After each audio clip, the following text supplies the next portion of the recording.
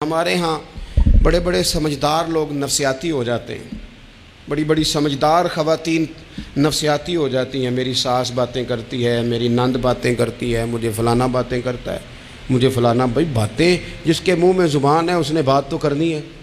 اب آپ نے کیوں یہ دعویٰ کر لیا ہے کہ آپ اتنے اونچے چلے جائیں کہ آپ کو بات ہی کوئی نہ کرے؟ کیا حرج ہے اس میں؟ اگر کوئی آپ کو بات کر دے تو کیا ہیں ہم؟ کسی نے کر لی تو پھر کیا ہوا؟ اس کا اتنا اثر قبول کرنا کہ ساری رات سونا ہی نہ، پریشان ہو جانا۔ اور بعض لوگ ایسے ہیں جنہیں اتنی باتیں نہیں ہوتی جتنی انہیں ٹینشن ہوتی ہے۔ یعنی وہ دو بندے کونے میں کھڑے ہیں تو میری ہی بات کر رہے ہیں، اور بھائی وہ اتنا اہم نہیں ہے، انہیں کوئی اور کام بھی ہو سکتا ہے، تیری بات ہی انہوں نے کرنی۔ بلا وجہ لوگ سمجھتے ہیں کہ میں بڑا اہم آدمی ہوں، وہاں بھی مجھ پہ تبصرہ ہو رہا ہے، یہاں بھی ہو رہا ہے۔ اس پہلو سے باہر آئیں، اس کمپلیکس سے نکل آئیں۔ ابن حزم کہتے ہیں کہ مصر میں ایک تاجر بڑا کامیاب ہو گیا تھا، بڑا کامیاب تاجر ہو گیا۔ تو زندگی میں جتنے لوگ بھی کامیاب ہوتے ہیں ان سے حسد ہوتا ہے، اس سے بھی اس کے ارد گرد کے لوگوں نے حسد شروع کیا۔ اب تاجروں نے پلاننگ کی کہ اسے خراب کیسے کرنا ہے۔ وہ ایک دن اپنے گھر سے نکلا، سفید کرتا سفید پگڑی باندھ کے باہر۔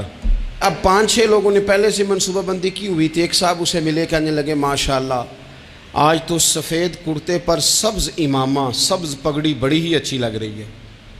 تو وہ ہنس کے کہنے لگا لگتا ہے آپ سو کے اٹھ کے آئے ہیں، پگڑی تو میری سفید ہے۔ اس نے کہا چلو پگڑی تو سبز ہی ہے، باقی آپ نہیں مانتے تو آپ کی مرضی۔ وہ آگے بڑھا تو اب چونکہ پلاننگ تھی تو ایک شخص اور ملا، اس نے کہا کیا بات ہے، سفید کرتے پر آپ کا پیلے رنگ کا امامہ کیا جچتا ہے؟ اس نے کہا یار کو خدا کا خوف کر۔ ہنس کے کہا کیا ہو گیا، تیری اینک کا نمبر تو نہیں تبدیل ہونے والا ہوا؟ اور بھائی میں نے تو سفید کرتا اور سفید ہی امامہ باندھا ہے۔ اب 2-3 لوگوں کی دفعہ تو وہ مسکرایا، لیکن وہ ڈھیر سارے لوگوں نے منصوبہ بندی کی تھی۔ وہ جب چوتھے کے پاس گیا تو اس نے بھی کہا کہ کیا بات ہے سفید کرتے پر پیلے رنگ کے امامے کی؟ اس نے کہا پیلا کہاں ہے؟ اب وہ غصے ہونے لگا۔ اب وہ چھٹے کے پاس گیا تو اس نے کہا جناب کیا بات ہے سفید کرتا اور کالا امامہ؟ اب وہ غصے میں اتنا باولا ہوا کہ پہلے ہنسا پھر رویا، پھر اسے سمجھ نہ آئی کہ دکان کا تالا کس چابی سے میں نے کھولنا ہے۔ بس وہ شام ہوئی تو اس بیچارے کو بچوں نے روڑے مارنے شروع کر دیے۔ وہ اتنی تکلیف میں آ گیا کہ لوگ اسے پاگل کہنے لگے۔ کیوں؟ اس لیے کہ لوگ منصوبہ بندی، افواہ تھی نا کہ میری طبیعت خراب ہے، تو لوگوں نے حال پوچھ پوچھ کر بیمار کر دیا۔ لوگوں کی باتیں، لوگوں کے تبصرے، لوگوں کے کومنٹس بولے امام شافعی۔ امام شافعی فرمانے لگے لوگوں کی باتیں پتھروں کی طرح ہوتی ہیں، یہ روڑوں کی طرح ہوتی ہیں، اگر انہیں کمر کے اوپر رکھ لو گے نا تو یہ تمہاری کمر توڑ دیں گی، اور اگر تم ان کو اپنے پیروں کے نیچے رکھ لو گے تو تمہارا قد اونچا ہو جائے گا۔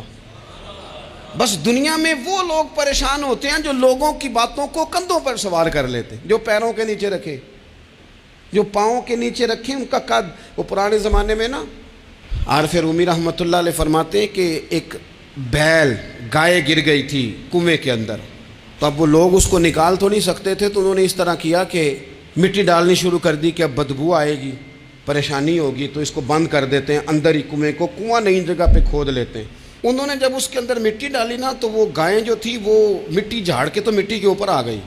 انہوں نے پھر مٹی ڈالی تو وہ تھوڑی اور اوپر آ گئی، اور مٹی ڈالی تو اور وہ مٹی ڈالتے گئے اور گائیں وہاں سے کنویں سے باہر آ گئی۔ لوگوں نے دفن کرنا چاہا، وہ باہر نکل آئی۔